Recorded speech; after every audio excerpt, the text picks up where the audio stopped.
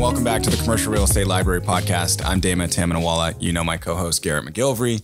And today we are joined by the host of the Angry Mortgage Podcast, Ron Butler, the man himself. Thanks for Great to be here. Thanks for getting me on the air. I appreciate it. Yeah. We are sitting in the podcast studio, Ron's podcast studio. So, thank you for hosting. So today I want to dive right into everything. So we have receiverships on the rise. There's a rate cut. There's things happening with CMHC, mortgage fraud, all that good stuff.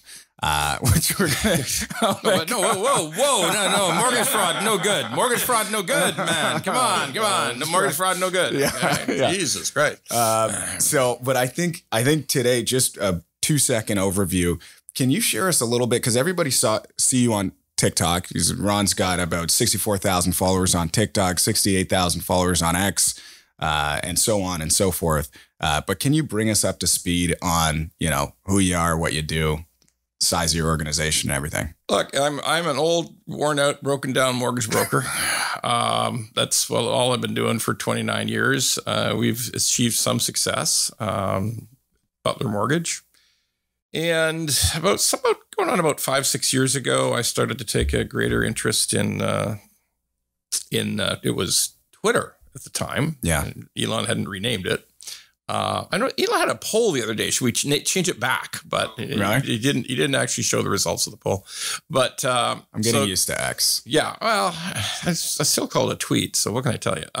You have to call it a post. All right. So started on that about 5 years ago, and it just sort of grew. It just grew by accident. I had no intention. I just replied to a couple of people on Twitter at the time, and then it just sort of evolved. And like a lot of things, just grew. And then it's just, I didn't want to do a podcast. And then people said, you got to do a podcast. And finally, people in my own organization said I had to do a podcast. So we ended up doing a podcast. And then we just spread out to LinkedIn and Instagram, and then TikTok came along, and people bugged me. You got to do a TikTok. I don't want to do a TikTok. I do TikTok. I hate TikTok. I don't want anything to do with TikTok. Okay, so finally, I'll do a TikTok. And that went pretty well. Yeah. So here we are. So on all platforms combined, about 170,000 followers, which makes no sense really.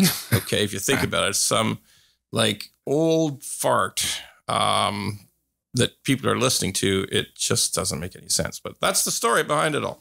Yeah. I mean, I always think with all the social media stuff, it's the combination of the expertise and if you can be interesting. Obviously, you're interesting, but then you have all the know-how from years and years into it. So, and then just real quick, size of your organization, because you guys are based, we're here in north of Etobicoke. We're by the airport. We're by the airport. So we'll say this for all the listeners, we're by the airport. And look, we're not a huge company. We are a specialized company. It's all employees. There's no commissioned agents. And we are a discount mortgage broker. In other words, we provide lower rates on bank mortgages and other lenders' mortgages than other mortgage brokers because we make less commission. We work on volume. And that's why it's an all salary shop. It's not a big shop. It's like 20 people. And, we do okay. What can I tell you? Yeah.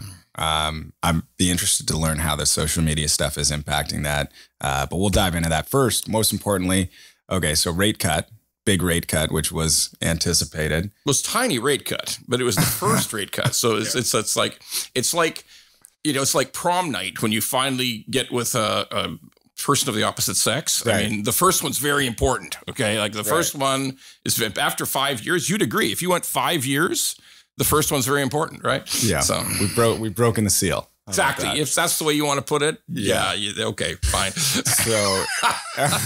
So bank rate went from 5% down to 4.75. And a lot of exuberance. If it didn't go that way, I think there would be extreme panic or a lot of people would be sad. But I'm curious from your perspective, how do you see this impacting things, if at all? And, the only reason it came down is because the economy is just tanking. So how are you thinking about the outlook now based on these rate cuts? And is this actually going to help anybody buy a house? No, it won't help anybody buy a house. Okay. Today, it won't help anybody buy a house today. 25 basis point cut will not materially improve anybody's situation. Now, Why is it meaningful? It's meaningful because it signals the beginning of something. It signals the beginning of a series of cuts. So there probably won't be any cut in July. By the way, if there's a cut in July, we should all be very worried, because that means the economy is sliding into the crapper much faster than, if there's a rate cut another rate cut in July, like 2 in a row, that's a clear signal that the Bank of Canada governor is worried. Right. Legitimately worried. So I suspect we'll see another cut in September. We'll probably see another cut later in the year. The most important cut is not in Canada. It is in the United States. We will probably see a cut in, again, if there is a cut in late, like the first week of September, because they have to shut down. In the United States, they have a tradition of never changing interest rates during an active presidential campaign. So once every 4 years, they have to take a couple months off irregardless. And this is one of those 4 years. So we might see a pause all the way into the late part of the year for the United States to make their first cut. But once the United States makes their first cut, then Canada will just follow along. So there will be multiple cuts in the States next year. There'll be multiple cuts in Canada next year. And the signal is simply this, and the European Bank cut. So it's just a signal that the cutting cycle has started. So that's always good news. Look, who's it good news for? It's mainly good news for mortgages that renew, because there's a shit ton of them. Do we swear on this show, or we don't swear at all? Yeah, we can swear. Okay, good, because we did ask you to be on this show. So yeah, you understood who you were getting. Okay, so yeah, there will be. There's just a huge number of renewals on residential in the next 18 months. It's a massive number. So the Bank of Canada recognizes that this is a true major impact on the Canadian economy when everybody who has a mortgage, which are typically people who are not old, right? Like old people are garbage consumers anyway, right? Like if you're my age, you're not going out to the restaurants as much. You're not going, you don't need kids. So you're not buying anything for kids. Right. There's a lot of things you just don't buy. The house might be paid down as well. Yeah. And you might not have a mortgage. Yeah. Excellent situations. You might not have a mortgage at all. Yeah. So who are the people who are most affected? Are people probably with families who are younger, who are at earlier stages in their career. And they will be impacted in a massive way to go from, particularly next year, we're going to see at the end of next year, we're going to see some people are going from 2% to, because the people who are renewing today were typically in the 3% range. Mm-hmm. So they were 5 years ago, they were 3%, it's 3 something, 3.5, 3.6, something like that. So this is a jump. It's a big jump. It's, 5.29 or whatever it is. But for 2% to go to 4.8 it's big. That's big. And they're also the most vulnerable because that was a purchase of a home. So this is their first renewal. So the Bank of Canada is aware of this. They know what a risk they run to do further damage to the economy. So I think everybody can just assume we are, barring a black swan event like China invades Taiwan or, nukes in the Middle East or, nukes in Ukraine or something just unexpected. Barring that, I think we can assume that inflation will come down, because that's what happens when you destroy an economy. Inflation comes down, right? So inflation comes down, the economy gets worse, and interest rates go down throughout next year. It is comforting to hear Big Daddy Trudeau saying that he's going to protect house prices and also increase affordability at the same time. So I don't know. We probably don't have too much longer to think about the Prime Minister. Okay. I mean, if you are a student of this stuff, what you discover is that the Prime Minister currently has what they refer to as locked-in negatives. So these are negatives. These are voters' views of him that cannot be changed under any circumstances. For instance, you're driving in on the Gardiner and it's incredibly bad traffic, and you think, fuck, Trudeau's fault. This is Trudeau's fault, okay? Yeah. Like it rains too much in June. It's Trudeau and his climate change insanity. He's got locked in negatives so that you can't pull back from that. Like when people just blame you for everything. And his locked in negatives, so just so you understand what that means is, that means if it was anybody but Trudeau, the Liberal Party vote goes up 15%. Yeah. For anybody but Trudeau. Yeah. And so with these kind of locked in negatives, he knows he cannot win an election. He's been around, it'll be 10 years soon. He just has no reason to stay, like absolutely no reason to stay. So, yeah. And let's face it, it's hard to meet somebody if he's not married anymore. It's hard to meet somebody if you're the prime minister. So let him loose, let him cook. So, I mean, there's a lot of reasons why the chances of Justin Trudeau being candidate in the next election are slim and none. So but that also means it still pushes the date off. But so I think we all got to probably stop being angry at the prime minister and stop suggesting to people he's Castro's child or any of that crazy stuff. Yeah. And we should stop thinking about what he says because he's not going to be part of the decision-making process in the near future. So, yeah, that is a funny image of somebody just walking and it starts raining and they're like, Trudeau. How could he? He did. Price of my steak went up. Trudeau. I love my steak and Trudeau's destroying my life. Okay, yeah, exactly. So, yeah, my marriage fell apart. It's Look at this Trudeau. If the economy was better, I could have stayed with her. Yeah, I know. It's just when you get to that point in any political process, it's just all over. Yeah. I mean, and generally globally for the incumbent, it's tough because everybody's doing horribly, like every nation. So Sunak will lose in Britain. The Conservatives will lose in Britain. Right now, if you took the polls today, Trump wins in the US. Yeah. All across Europe, people are throwing out their governments because nobody's happy. Nobody's happy. I don't know anybody. Nobody calls in and says, yeah, my renewal's coming up. I'm so happy to know I'm paying 40% more. I mean, I can't tell you life is good. Nobody says that right now. So when you have disgruntled people, you get political results like that. So, yeah. So in terms of the reaction, again, this is a commercial real estate show, but a lot of what you're talking about applies to everyone. And so my reaction was, thank goodness there's a rate cut. That's amazing. But from purchasers, almost no reaction. I think it's going to take a long time for that to filter through.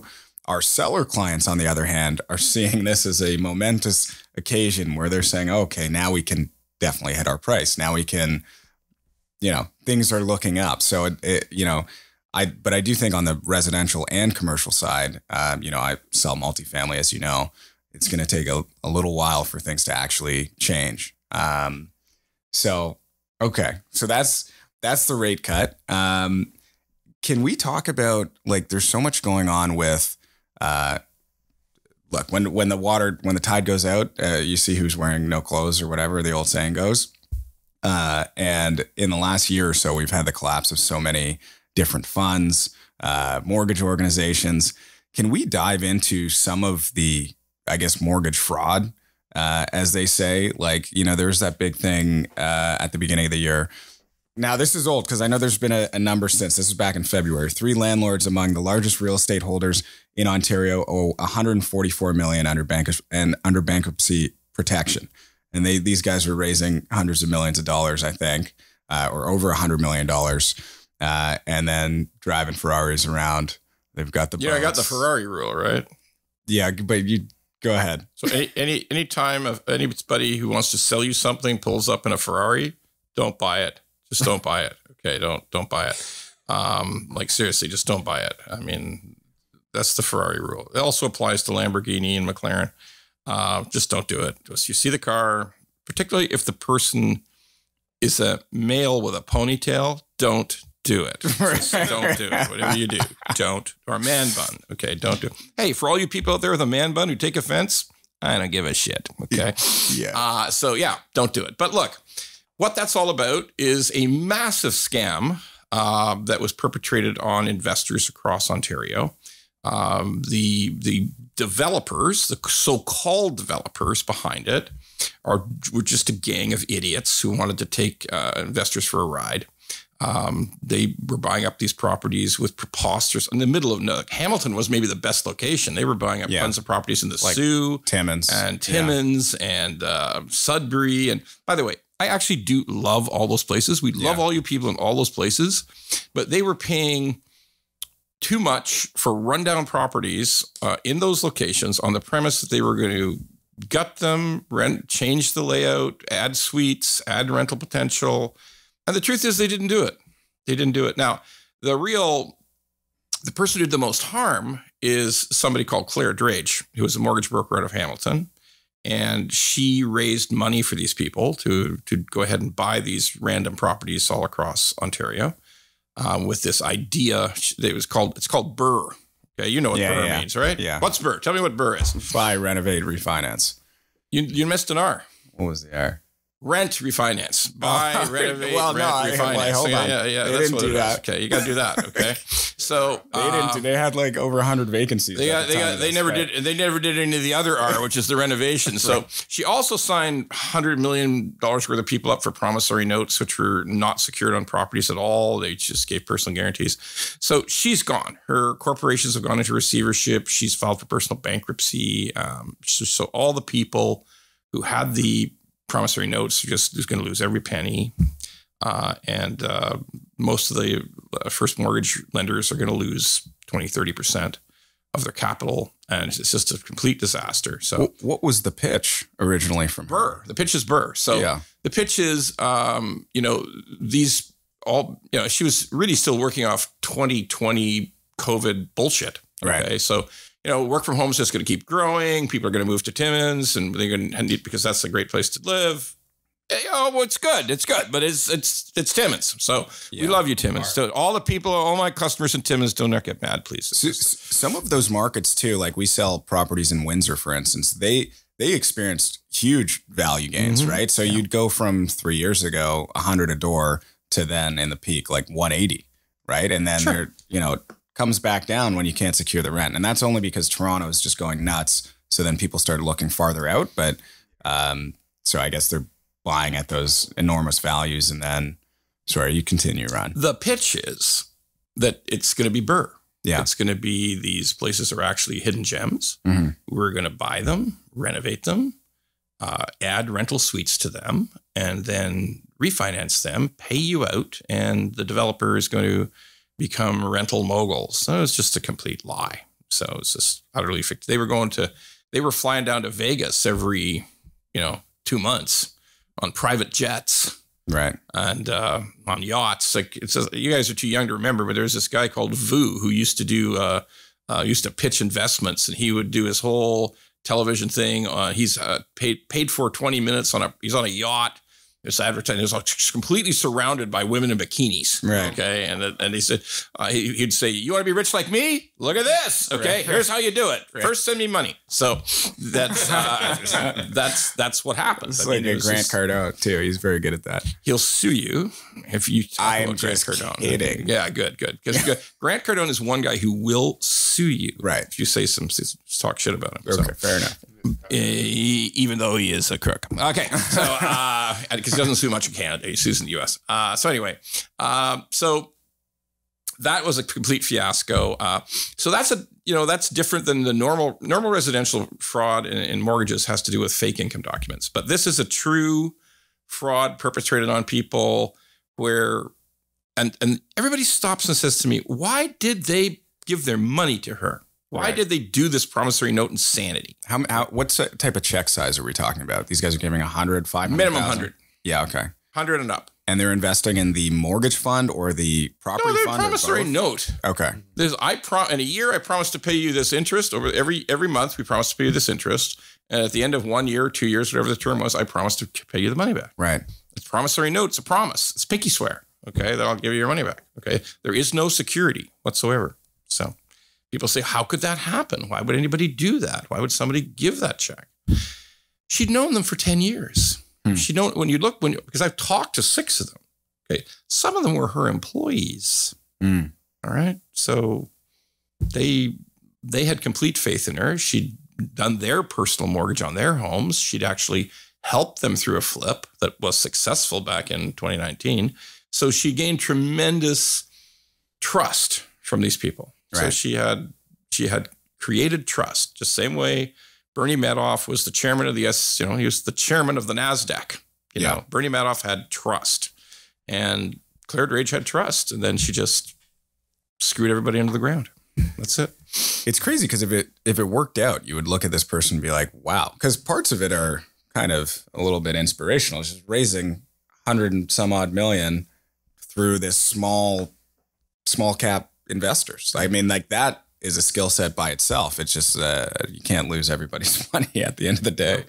Well, you spent 10 or 12 years inspiring trust, 10 or 12 years doing the people's mortgages on their own homes. You created relationships. You touted yourself as an iconic person within the industry. And in the end, you just took their money. Do you think it was malicious intent or carelessness or just, you know? It's like most of these things. It starts out fine. You know, she never got into private lending until the end, until the last 5 years. She was a mortgage coach, and then she was training people to be in the mortgage business. And then she started to promote the idea of people getting involved with buying investment properties on their own. And then in the last few years, she changed it into a complete enterprise about giving money. Like, just give money. I'll manage, you know, we'll find good investments for you in mortgages or in promissory notes. And the truth is, in the last 18 months, it was malicious. Right. They kind of suspected where things were going, or they knew completely, and they're just going, let's just keep the party going. And, well, when you're flying down with the developers to Vegas on a private jet, and there's a birthday party at the Wynn, that must have cost $300,000 to put on. Okay. And you better be pretty damn suspicious by that point. Right. Okay? But you just got back on the plane the next time he invited you. So yeah, it's malicious at that stage. Okay. On the same topic, you know, again, challenges in the economy, challenges for developers. We're seeing a tremendous amount of receivership deals, opportunities at Colliers. And, you know, these aren't necessarily easy deals either, right? Because it's typically when you're going through the receivership process, you have the lender who's just trying to keep it anonymous, but describe the whole process to me. Yeah, well, this might be more... Go ahead. Your category. Describe the whole process to me.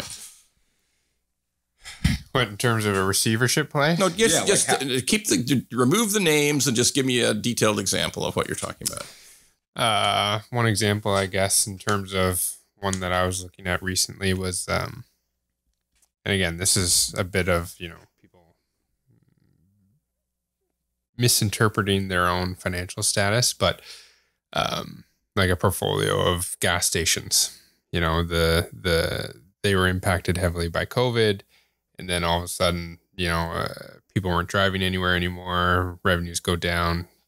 Lender was propping them up for 2-3 years, trying to get refinancing. Never occurred. Pushed into receivership. Unable to even sell the properties at this point just because they're secondary, tertiary locations.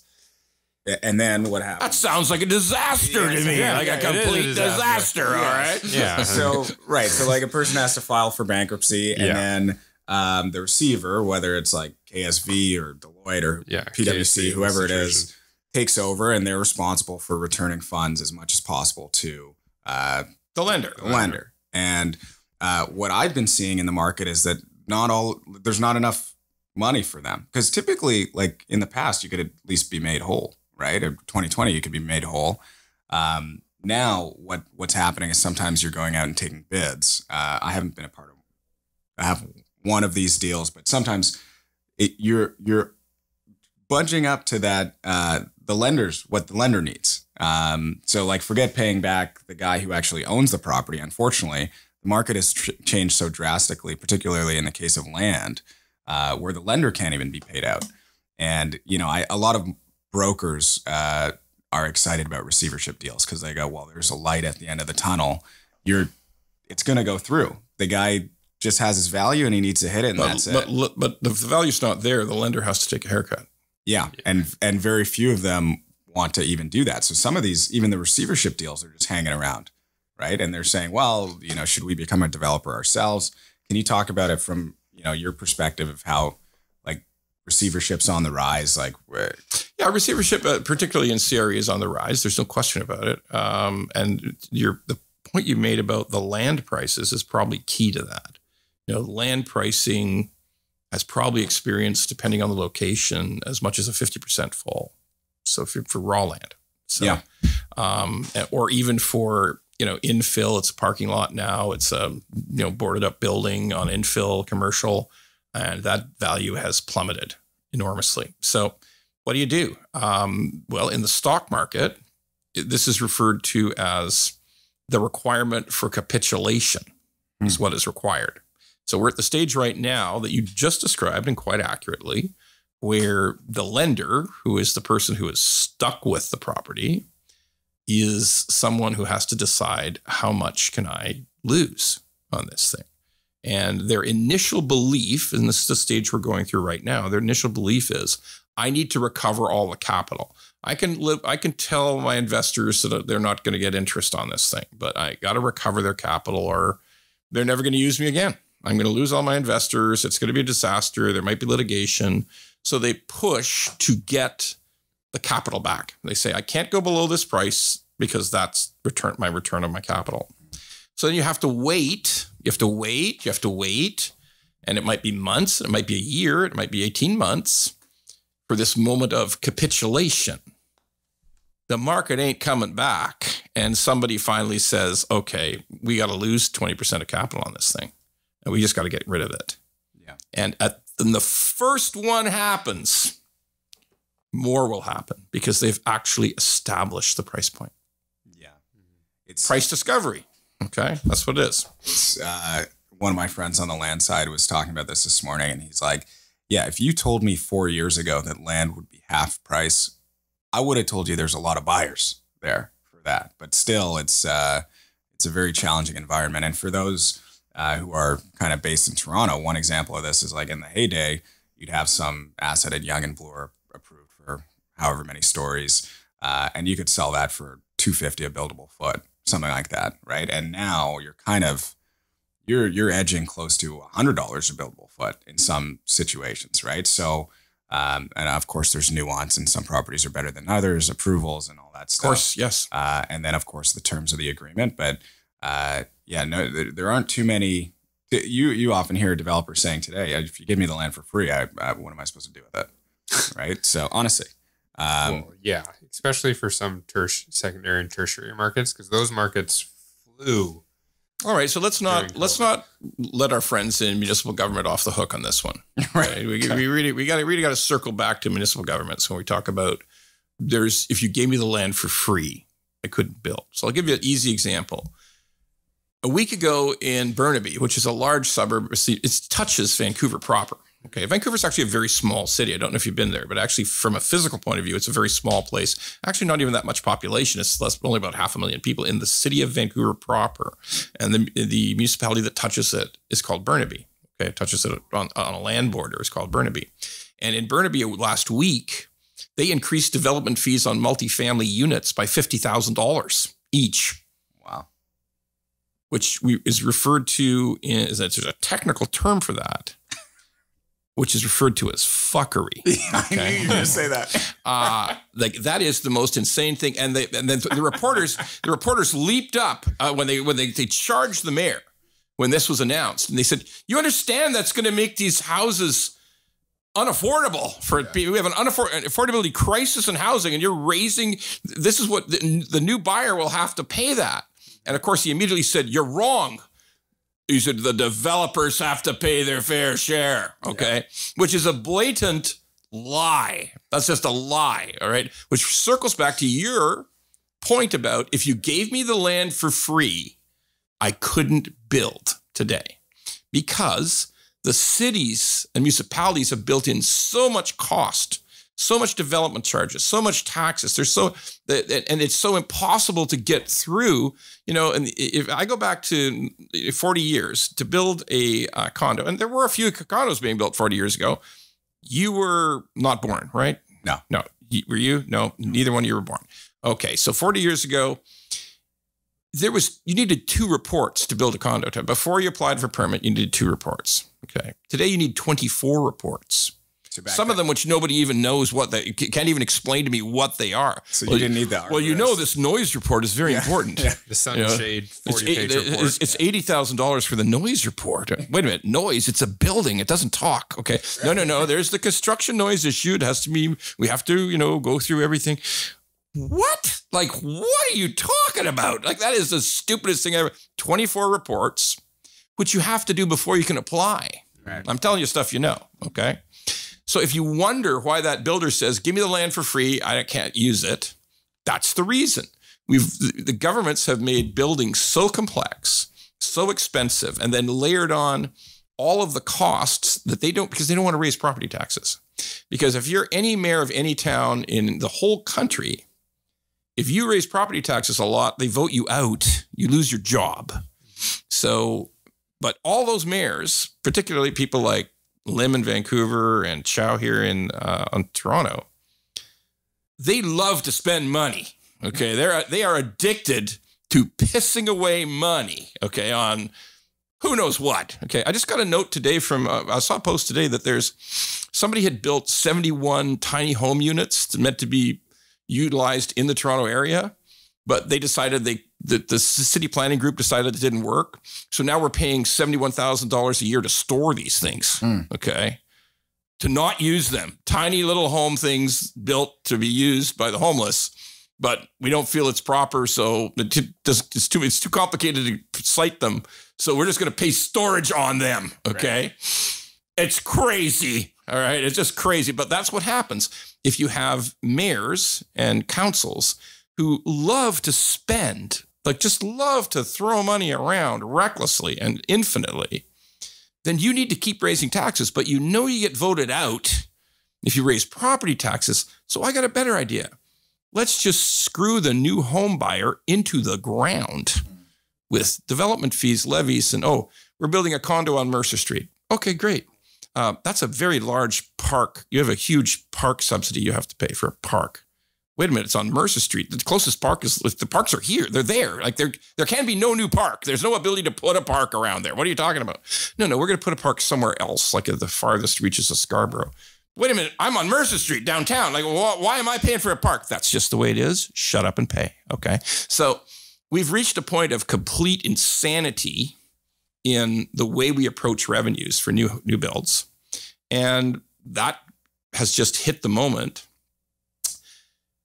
that it's a tulip bubble. So what we refer to as a tulip bubble is what 450 years ago in Holland, a virus infected a tulip. And all of a sudden, when the tulip came up and the flower appeared, it was multicolored. And no one had ever seen this tulip before in the history of the world. And people took a fancy to it, particularly only rich people at the time were royalty. So royalty took a fancy to it. And so I got to get some more of these tulips. Now, tulips propagate, you can knock the bulb in half and try to get another one going, and you're praying for another virus mutation. And hey, look at that, another weird color just came up. And so you started to try to breed for these weird colors. And the royalty around Europe said, I need that. So they would keep bidding up the price of the tulips. And pretty soon the growers would start talking to each other about, well, I got these extra bulbs. And, but I think finally, as everybody bid up the price of the tulip bulbs, finally, the price of one bulb reached the point of a massive townhouse in the city of Amsterdam. Okay, you could buy the tulip bulb. One bulb was worth more than a huge house, like a 4-story house. It was in a perfect location in Amsterdam. So suddenly the rich people decided. And this is because you can plant them? No, that's because it was a different color. But they're going to die. But they come back every year. Tulip comes back every year. We'll assume you're not a horticulturalist, okay? Tulip just keeps coming every year. It just keeps coming up every year. There's another tulip, okay? So that was, by the way, that was everywhere in Europe. Like they were shipping tulips to Poland and France and Italy and everywhere all over the place. Tulip mania. And all of a sudden, one day, the king of Poland said, "Yeah, I don't want these tulips anymore. Forget it." And that king of England said, "I don't want it." Then all the lords and ladies across Europe said, "I don't need it anymore. The price is too high." And the price of tulip bulb went back to being the price of a tulip bulb, like $1. So it was worth the equivalent of $1 million at one point. But why? Why? Okay. Because if you could sell it and then somebody bought it, that was the price. Okay, that was what the price was. So here's where we're at in price per square foot in multifamily. So if you had a condo that you'd sold your last condo, pre-sale sold your last condo for $1,000 a foot, and it's sold to the walls in 3 days. So, well, the next project, we better go $1,250. Okay, so let's go $1,250. Okay, boom, sold to the walls. Everybody, some people were buying 10 suites at once. Okay, better go $1,500. In the next one, like just the city keeps raising all this, and the land cost is wonder why the land cost was going up, because the friggin' price per square foot was going up. So naturally the land cost just follows. But anyway, okay, so now let's go $1,500. God, it took a week, but we sold them all. Okay. All of these things don't get finished, as you guys know, and everybody in the audience knows, they don't finish for 5 or 6 years. Okay. So let's try $1,750. Look at that. They're gone. I guess the next one's $1,900. Okay. This is a classic Dutch tulip bubble, that the only value assignment was what people were willing to pay. Because if you looked at what you had to charge as a rent based on that square footage, based on the estimated condo fee and the property tax, you'd have to charge $6,300 for a 1-bedroom to make that crazy square footage price work on an 80% mortgage. Right. Now, it was much less than $6,300 when mortgage rates were 1.99 when these people were buying. Okay, do the pre-sale 6 years ago, right? But still, it doesn't make sense to actually price your rent off the lowest rate in the last 100 years. That makes no sense, but nobody paid attention to that. They didn't. Again, people buying 6 at a time. Now, it became so lucrative. You know what sale by assignment is. Everybody in the audience knows what sale by assignment is. You'd buy the unit for 1,200 square foot, and then it's getting a little closer to being finished. You'd wait till it's about a year out, and then you'd see, oh yeah, resale's gone up. I'm going to sell it for $1,275 to somebody before it's closed. It hasn't closed. I'm just going to sell it by assignment, sell the contract by assignment, and I'm going to just reap a nice $100,000 profit, put it in my pocket, and I don't have to worry about that anymore. Well, that all came to an end in this bad economy. So that's a classic tulip bubble, when the only justification of price is what the last guy paid. That's what it is, and that's what we've gone through. So now there's a famous graph. Okay, this is 2 axes. There's the find out axis, and there's the fuck around axis. So we've now reached that point in fucked around. We found out. Okay, we have now found out you cannot close on a 1,900 square foot 1-bedroom condo unit. You just can't. I mean, it doesn't make any sense. So we are going to encounter by the end of this year and next year, if you think there's receiverships now, we're going to encounter something next year that's in condo world, multifamily world, which is going to be amazing. Okay. It's going to be a sight to see. There will be fireworks. So it's coming. It's coming soon. Yeah. Is there any opportunity that we can take out of all these fireworks? Well, hold on. So yeah, fireworks. So you have, last year, I think this is the condo completion numbers, somewhere around 20,000 completed last year. Over the last 4 months, so including up to date today, it's something like 23,000 completions. And now you have all these sideline projects because they can't hit their, whatever it is, 70, 75%. Well, no, we're not. Well, you're talking about the fact that projects can't start. Yeah. Well, I'm framing an outlook, like in terms of where are we going to be? I guess from a supply and demand standpoint, like where will things shake out in a couple of years? It's going to be a rough end of the year. It's going to be tough. No, 2025 is going to make 2024 look like a cakewalk. Okay, because there's still some low square footage stuff that's coming to completion right now. There's still like $1,000 a square foot that's coming to completion right now, and you might be able to make that work. You might be able to find end users who might be prepared to do that. So here's what we think about though. By the end of this year, like December completions and November completions, and particularly into 2025, when we're talking about much higher square foot numbers, we're going to talk about the building finishes. The builder calls for people to enter into interim occupancy. The lawyers call other lawyers. It's time for your buyer to come in and write the checks. And what happens if 50% of everyone says, we're not going to write any checks, you can take it back? 50%, you got a 400 suite, 200 unit tower, and 200 people say, we're not giving you any checks. We're not going to close. What happens? Well, as we heard last week, 2 weeks ago, a lot of people getting sued by the developer, number one. Yeah, price has got to come down. Okay, let's actually walk through the mechanics of what has to happen. Okay, so what you're referring to is people where 15% of the building won't close. Right. So the developer can get an inventory loan, buy those units, come to own those units themselves, form a separate company maybe to own them. And then you can actually convert, the condominium corporation can close now because there's enough units, because there's 85% of the building said, yeah, we'll close. Okay. So we can close it now. The condominium corporation can form and the developer can be paid off. But most importantly, the first mortgage holder, the mortgage holders can be paid off. Okay. At that point. Okay. What happens when half the building won't close? Can the developer get an inventory loan for half the units? Well, some could, some might. Okay. And some won't. So what happens then? Yeah. They're in trouble. Yeah. And you get, well, I won't name where it is, but you get a situation like we're seeing right now. One of the big projects that's, yeah, it's called The One. That's what it's called. It's called The One. Okay. We had him on our podcast. I like the guy a lot. So, Mizrahi? Yeah. I'm sure he'll be fine. I'm sure he'll be fine because he's just got to lay low for a few years and then find some more stupid people and the cycle picks up again. But that's fine. I mean, and I don't care. I'm judgment proof, sir. So if you want to send a lawyer's letter, feel free. Okay. But the bottom line is this, but we saw the result. The result is receivership. Okay. Yeah. And the lender is willing to take a haircut to get out of it. And there's no takers. Okay. Now let's imagine that 50%, this is a finished building now. I want to really underline that. Yeah. It's a completely finished building. It's done. Every suite's finished. So come on in, like move in. Okay. 50% of all unit holders say no. I'm not going to give you the interim occupancy checks. I'm going to decline. You can sue me, do whatever the hell you want. I'm not going to take, because what's happened is if there's a 20% deposit, those people who have figured out that it's down 35%. Right. It's 30. My resale value is 35% less. If I have to rent it out, because I already have 2 units and I also have an owner occupied home, if I have to rent it out, I lose $900 a month on a property that's 15% under the value of what 15%. It's worth 15% less than after my deposit's deducted. Okay. Right.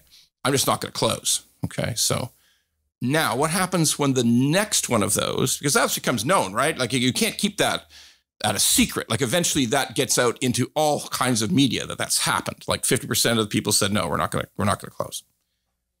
So that's going to get more people on the next project thinking about not closing. And those people have actually got a higher price per square foot. So eventually so after that one blows up, the next one, 70% of the people won't give the checks for interim occupancy. And you can't get an inventory loan for that. So the finished building must go into receivership. There's no other answer. Okay. How many of those will we have in 2025? Now, everybody says, oh, this fat bastard's just an alarmist. He's always the same thing. The sky is falling. What's wrong with him? Well, let me address that. What if there are funds full of capital who are interested in this idea? Where there's rich funds, they're saying, well, we should be able to pick up condo suites for 50 cents on the dollar in receivership.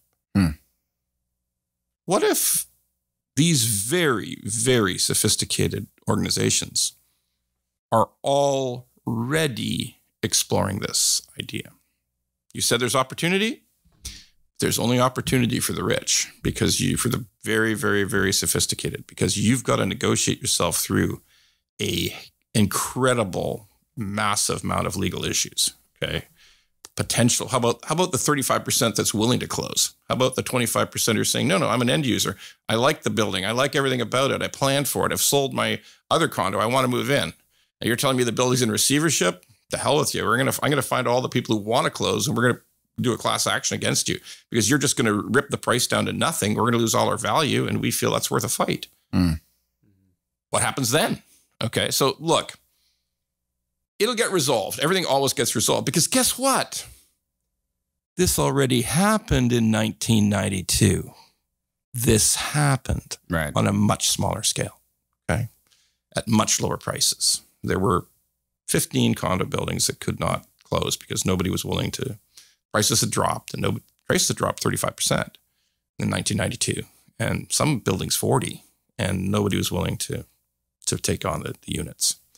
And people, those places are still there, and compared with the prices today, they are ridiculously less. We're talking about a high-priced condo for $200,000. Okay, Right. A big one, like 900 square feet. Okay, so yeah, that has happened once already in history, and unless rates fall to an unbelievably low level, it will happen again.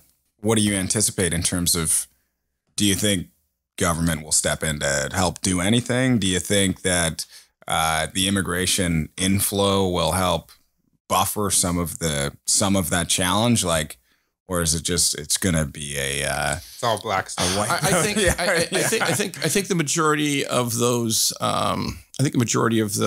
international students are paying $750 a month to sleep on a futon in a basement in Scarborough. Right. Okay? They're not renting condominiums. Okay. They're not, none of that.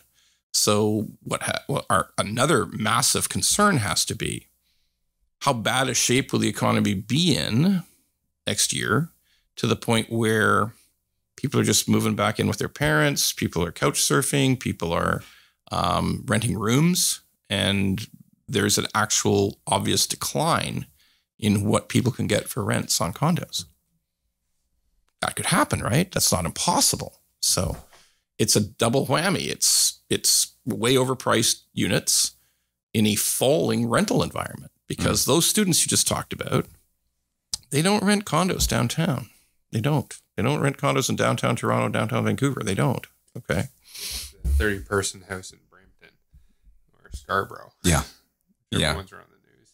I didn't say Brampton. You did.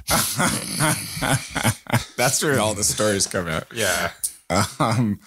Okay. Well, So you're trying to recover from this bad news. yeah, but there was opportunity. I tried to have a podcast and a funeral broke out. Look at this. Okay.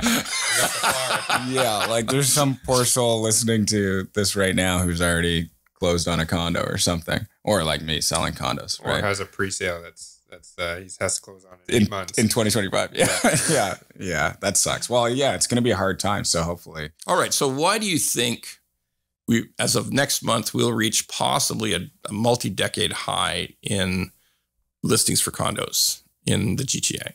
Why do you think that is? People can't afford their renewal Correct. on their rental Absolutely. property. Absolutely. Why else? Don't people want to just leave the city and get a house, start a family? But these are all Young investors who are putting these condos up. There's no end user who's putting their condo up for sale, or it's a tiny minority. It's a really tiny minority. We're talking about investors listing condos for sale. It grows every month. The inventory grows every month. The new listings grow every month, and they have every opportunity. They'll continue to grow. They're not selling at any kind of irrational clip. So the month of MOI keeps growing every single month. Okay. So what does that mean? That means more's coming, because your point, they can't handle their renewal. The negative cash flow just amped up through the roof. Their mortgage payment went up $800, and they were only break even before on the rents. So now they're $800 in the hole. Now what happens next? Now they've got they have 2 more of these, and those renewals are coming up next year. So they got to unload one at least. So let's list it now. Oh, but wait, there's more. It's like the ShamWow commercial. Okay. I can't do Airbnb anymore because the government, the building's cracking down on me, and the city of Toronto's cracking down on me, and I might get in a fine. So I got to find a long-term tenant. Oh my God, the rents are down. I can't get the same rent as I got last year. I got to sell this thing. I have to sell it now. Okay. That's not a one of. That's just going to grow. Because to your point about the students, it's a valid point of discussion, but they don't rent $2,600 a month condos. They just don't. Yeah. So now, all that said, in a 2 to 3 year timeline, I think who knows how quickly it'll recover to that, if it will recover anytime soon to those crazy values that we had, but perhaps in 2 to 3 years or 4 years, when then no new condos are completed and only some purpose-built rental, at least rents will come back a little bit, and I think they'll be on the road to recovery, but maybe not to the insanity of Well, you know what? If we're going to rates. talk about perhaps, okay, perhaps, I'm just trying to spread some positivity. perhaps the lady from Barbie. You know the lady from Barbie, right? Yeah. What's her name? What's the actress's name? The Australian girl. I Australian forget. lady, Margot Robbie. Yeah, Margot Robbie. Yes. You remember her from Suicide Squad? Yeah, it's one of my favorite scenes in any movie is Margot Robbie getting changed in front of the army base. But the bottom line is, if we're talking about perhaps Margot Robbie will see this podcast, look at my ancient fat face and say, that's the man of my dreams. Yeah. I am going to contact that guy, fly to Toronto, and I'm going to see if I can't get rid of my existing boyfriend, and I want to date that guy, that fat, old fart. He's my man, okay? Perhaps that'll happen. But I don't think it's going to happen. Like, I'm willing to bet money it won't happen, okay? So not to throw too much, bad news against this thing, but I don't think perhaps next year the entire rental market in the GTA is going to recover. I don't think so. Not with more units coming on stream. Look, you guys are smart guys. You know this too. For the last 5 years, when we've built homes in the GTA, when we've started homes and completed homes, what are those homes? What type of product are they? Condos. Yep, 80%. So your point about single family and townhomes is well taken. There's going to be growing scarcity in that product. And whenever product is scarce, it either appreciates or it maintains its value, okay? But we've only built condos, and they have a 5-year to 6-year completion run. So we're going to be completing a ton of them this year, a ton of them next year, and a ton of them the following year. In a economy that the most charitable word you could use towards this economy is it's engaged in a process of inshitification. Okay. So that's not going to change next year. Okay. A lot of new terms here. A lot of new terms. You'll always learn a lot of new terms when you have Ron Butler on your podcast. Okay. But look, it's survivable. This will pass as well. I've been through everything in real estate. Okay? I've seen everything. Okay. This will pass. But this is not a 1-year problem. This is a 4 to 7 year to 8 year problem. No matter how much we're going to reduce the number of new immigrants. We're going to reduce student visas by 600,000 in 2025. Mm-hmm. So we're just going to pull the rug on student visas, and we're going to reduce. What's going to happen is for people who come as temp workers, get temp worker visas. Many of those people convert to permanent residency, but many of them will also say, I think the economy here is garbage and the price of homes is too high and the rents are too high. I'm going to go back. Like, I don't want to stay. Okay. That sounds crazy, right? We've gone through about 45, 50 years of everybody who wants to come to Canada love to be in Canada. Okay. Like it is a great goddamn country. It's great. Okay. But there's a moment in time when you say, I got skills, because the temp workers are skilled workers. Not all, but many. Okay. And I can make some pretty good money back in Bangalore. I'm just going to go back. Right. Okay. Because this place, things aren't going so hot. And actually, maybe some of them got laid off because things aren't going so hot. Look, I know it all sounds like doom and gloom. And don't get me wrong, permanent immigration, it doesn't look like we're going to back off that. It doesn't look like we're going to back off that when we're a permanent PR residence, okay? Permanent residence. I don't think we're going to back off that even under a new government. I think it might drop to 400,000 or something, but it's not going to go away. So we're going to continue to have great immigration in Canada, and we need immigration. I know immigration is coming under fire right now because the government made a lot of mistakes and just let it go wild. Okay, on the students particularly. Okay, let it go completely wild, insane, make no sense. Wait a second. Don't you control the number of students coming in? No, we don't. If the school issues this, maybe people don't know this, but if the school issues a acceptance letter to an international student, they automatically get the visa. That's why there's 12,000 new enrollments each year in Conestoga College to take courses online, okay? Right. Because it was a trick. It was a way to get people into the country on an automatic basis that bypassed the immigration limits. And nobody knew this trick except the people at those community colleges who figured it out. So now the government's saying, hey, you know what? That's a trick. So we're going to stop it and we're going to bring it to an end. So we will have reduced immigration. And here's the important part. A lot of the temp workers are designed to become permanent residents. So even if though we have a half a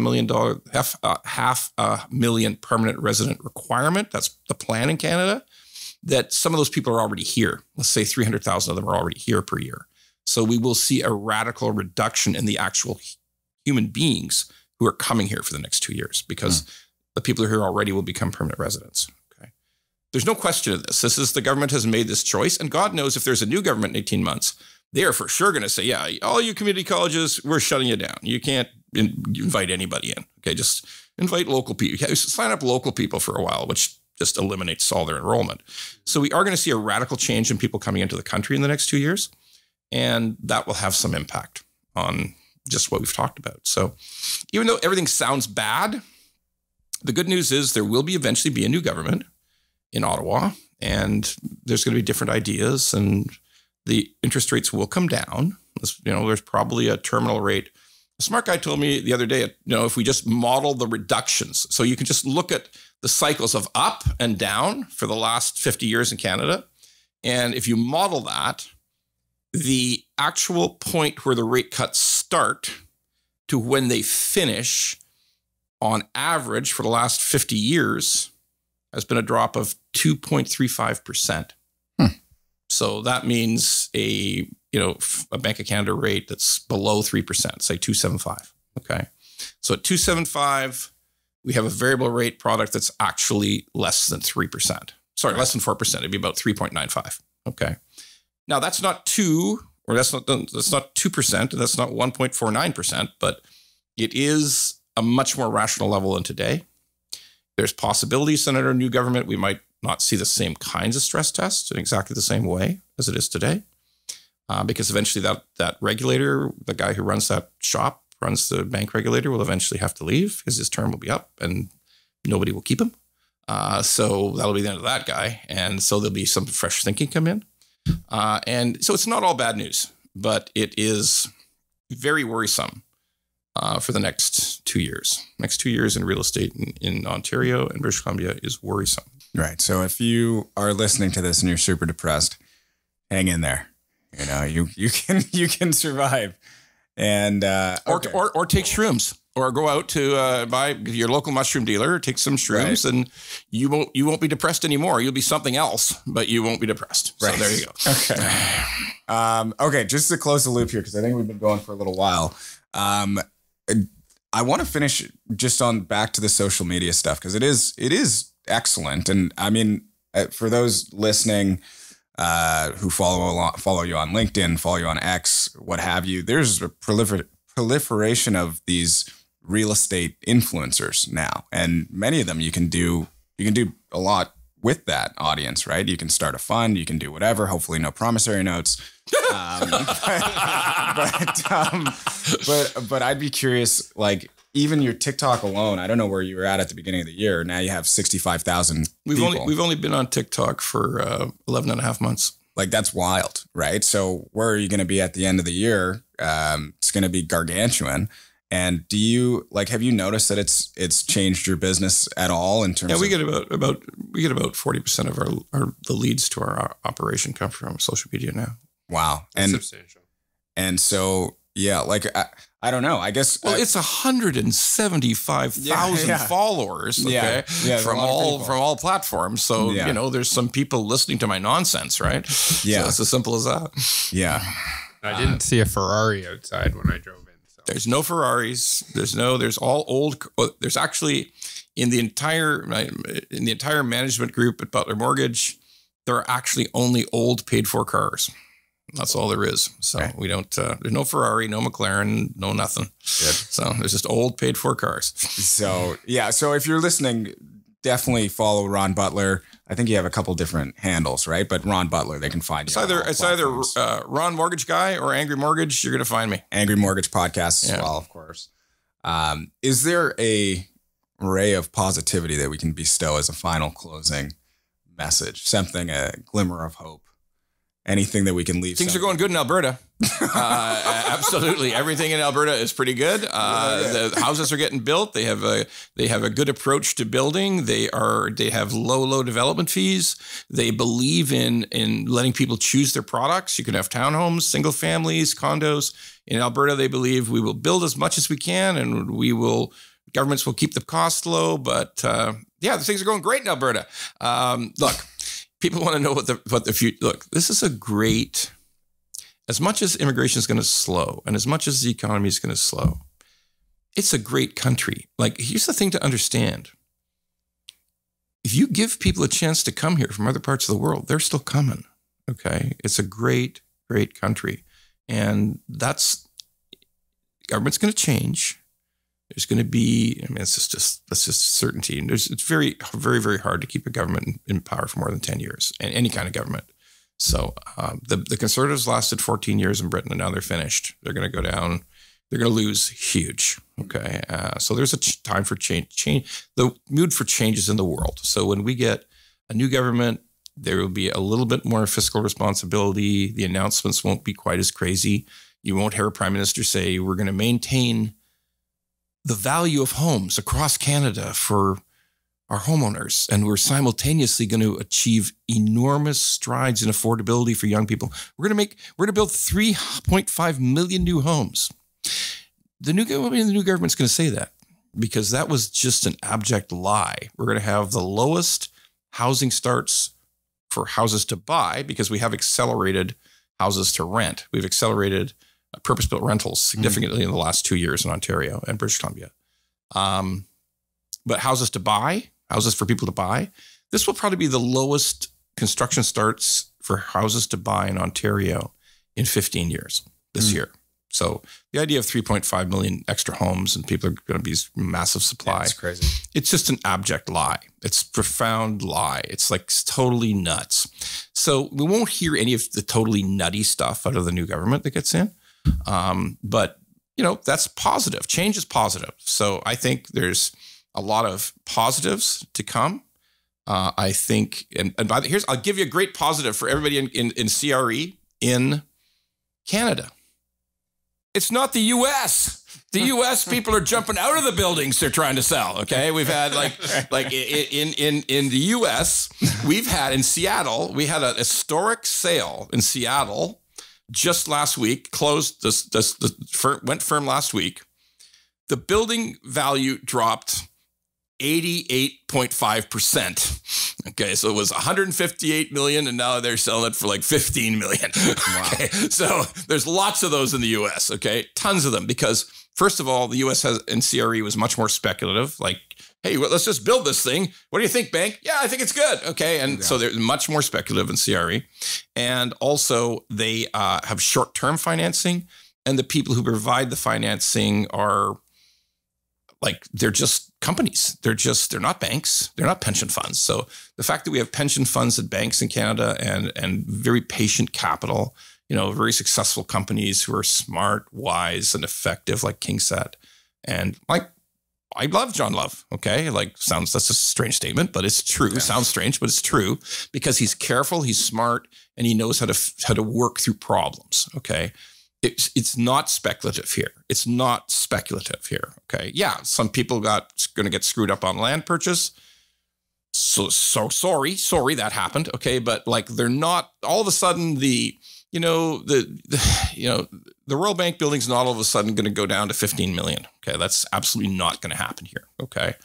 Because we have patient money behind it. We have patient landlords, patient people who can survive a downturn. Okay. So that's the good news. The good news is, for all you people in CRE, it's not the U.S., okay? It's not the U.S., because in the U.S., the sky is falling in some cities. I mean, in Kansas City, they had a building that was purchased for $110 million, and it's sold for 8.5. Okay, so office building. So, I mean, there's problems down there that don't exist here. So that's the good news, folks.